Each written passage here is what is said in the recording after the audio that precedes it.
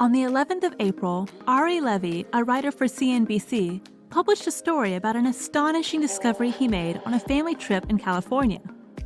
He came across a shop, BJ's Cards and Collectibles, where sports cards are sold, and decided to buy his kids 2 2021 Topps cards each. He was surprised to find out that the value of the cards had more than doubled from before the pandemic struck. According to the store owner, Bill Wiley, sports cards had become more prevalent in the course of the lockdown, and small dealers like himself had to pay big money to distributors to have cards and collectibles delivered to them. This period has been the busiest for him and his son since they started the shop in 1922. The Topps cards Ari bought for $5.50 in February are now sold for $7, which happened in the space of 2 months. In January, a 1952 Topps Mickey Mantle rookie card sold off for over $5 million. A few weeks later, a card of Luka Doncic, a player in Dallas Mavericks, was sold for $4.6 million. And a $2.25 million was realized when a Tom Brady card was auctioned. Wiley, the store owner, told Ari that collectibles today are a lot different from the way they were in the 90s. Now, many people who buy cards today see it as more of gambling than a hobby. The unprecedented resurgence of the sports card trading is colliding with non-fungible tokens, or NFTs, and special purpose acquisition companies, SPACs. Topps announced on Tuesday, the 6th of April, that the company is going public via SPAC, meaning a publicly traded blank check company is buying it.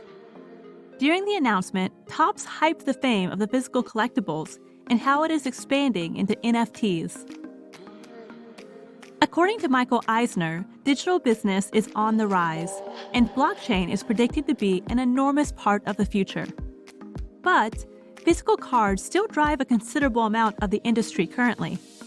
While a cardboard card appeals to children, a digital card appeals to young adults, and with the involvement of blockchain, everyone will be appealed to.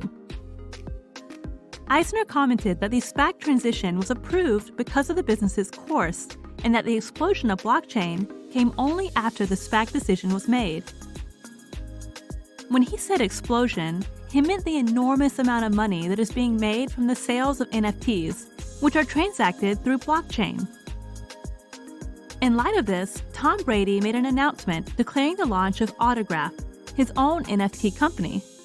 The owner of Mavericks, Mark Cuban, has started an NFT art gallery where athletes like Patrick Mahomes and Bryson DeChambeau have made and sold NFTs.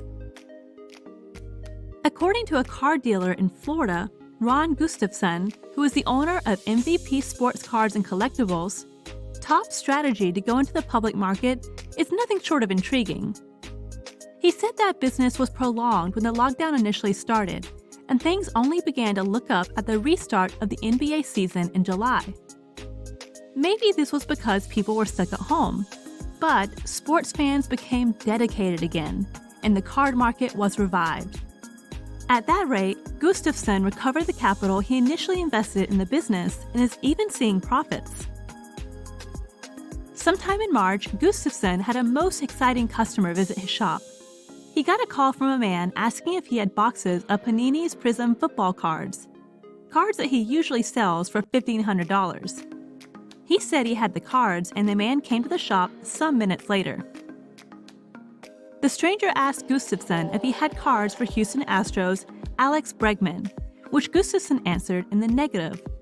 After asking why the stranger wanted the cards, it turned out that he, the stranger, was actually Alex Bregman. Alex took his Prism boxes and allowed them to take a picture. Gustafson made $4,500 that day. According to Gustafson, he's not sure about the trajectory of the digital market.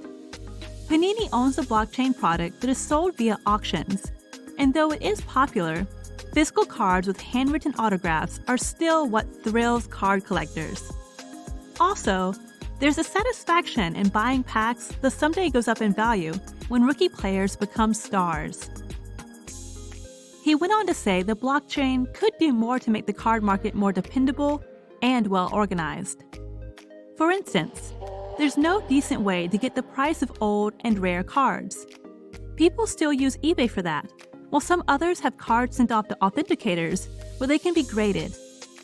These procedures are tiring and flawed. Gustafson has some investments in Bitcoin and Ethereum, and he commented that people like himself are beginning to warm to digitalization, but card collectors still value physical cards in return.